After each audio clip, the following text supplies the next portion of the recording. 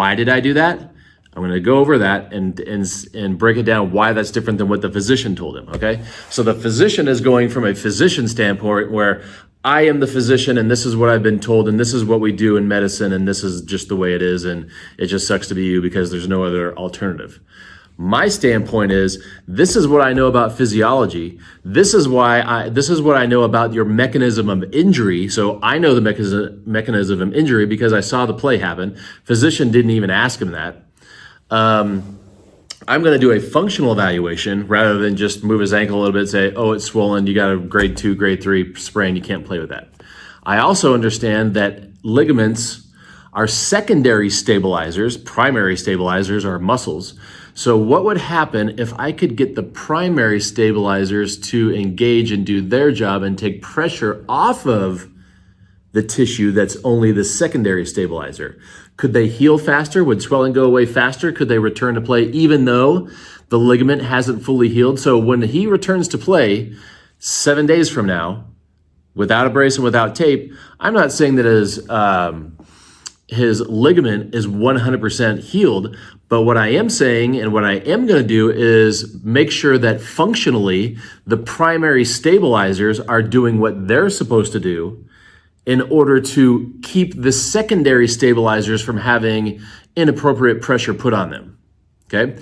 So what I'm gonna do with this guy is I'm gonna say, so this is Thursday night game. I told him, you're gonna come in tomorrow at lunch, so less than 24 hours. Come in tomorrow at lunch, we're gonna work on this, okay? So old school thought process, tissue damage, we need to wait for tissue to heal, and the only way to do that is to rest. Does rest heal anything? No. Okay? So the reason why ankle sprains take forever in the first place is because we wait 2 weeks to see them. Then we have to battle pain. Then we have to battle swelling. Then we have to battle guarding. Then we have to battle more inhibition, which causes more compensation. So now we've got this big ball of crap that we have to deal through rather than taking it in the acute stage where the only thing that we have is acute swelling and acute pain, which I can get rid of really easily. Okay, so what I'm going to do is have him come over to the clinic at lunch on Friday. I'm going to assess him for function, find out that he's got a lot of swelling. I'm going to assess him for neuromuscular function, find out not doing so sweet because I need to find out what wasn't working that allowed him to roll his ankle in the first place. Then I'm going to have to clean up all of the inhibition that's caused from swelling because swelling is one of the things that causes neuromuscular inhibition. So I clean up all that stuff. Then what am I going to do? I'm going to do BFR because I know that BFR is going to help pump that swelling out of there, and I know I can put pressure on it with less resistance, but still get the muscles to react like I'm using them normally with more resistance. So I'm going to go through 180 assessment treatment first. Then I'm going to get him off the table. He's going to walk and say, wow, that feels a lot better. I'm going to put the BFR cuff on him. We're going to do squats. We're going to do lunges. We're going to do heel toe raises. What else did we do? I think we might have done some straight leg deadlifts, something like that. Okay. And then I'm going to see him at practice. So before practice, I'm going to take him into the training room before the trainer gets there because she doesn't know what the hell I'm doing. And she thinks that he's supposed to be on crutches for 2 weeks. We're not going to talk to her because she is working for the physician that wants to see him in 2 weeks. Okay. So I get him into the training room before practice, 180 treatment there. Tell him to go out to practice, walk around, just do normal stuff. You're not going to do anything today.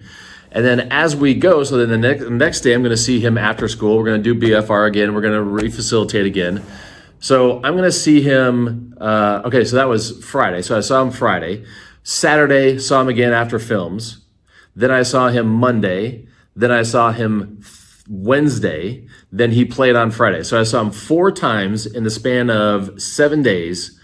He went from maximal swelling, inhibition, guarding, stiffness, to walking normally on Monday, to returning to practice with tape on Wednesday, to playing on Friday without tape or brace, with no swelling, no inhibition, no guarding, played fine, no issues. Now, he also, important thing here, he also, from that time until the rest of the season, so this was probably like the 3rd game of the season, from that time to the rest of the season, guess how many more ankle sprains he had? Why? because I got to the root cause of what caused his ankle sprain in the first place. Now let's rewind and see what the broken medical model would have done. 2 weeks on crutches, 2 weeks in a brace, 2 weeks non-weight bearing. Then you go to the trainer who doesn't know what she's doing. So she's going to do ice and give him a TheraBand to do monkey crap in the training room. He's going to be out for another 2 weeks just trying to get back. So now he's missed 4 weeks of his senior year. Now we're butting up against the playoffs, and we're hoping that he can go back to practice now with tape, with a brace, and do all that crap. So the physician and the athletic trainer would have cost this kid his entire senior season, whereas I got him back, and the only thing he lost was 3 days of practice. And he never sprained his ankle again because I got to the root cause. So my bet is, as he left high school, went to play in college the year after, he probably, actually I know this, in lacrosse season, he was still taping his ankle, or he would have been taping his ankle and still having problems, and then had problems going into college because the athletic trainer and the physician would have focused on what? Get rid of swelling, get rid of pain, get range of motion back as you can, get strength back as you can, but he's got a really severe ligament issue, so that's going to limit everything, so he's going to need to be in a brace and tape. So they would have not only cost him his senior season, they would have limited his lacrosse season, and then he would have chronic issues leading up to college. Okay? Broken medical model, chase symptoms, take expectations of the 1980s, 1960s, and live by those expectations. 180, get to the root cause, solve the root cause. You don't have to put up with symptoms. They get back to play and do everything they want to do. Okay? So think about that when you have patients coming in and they tell you they have XYZ and they've been told it's going to take XYZ weeks, months, years, whatever to recover from that. And think about where that information came from. That information came from the expectations of the broken medical model last year, a decade ago, 4 decades ago.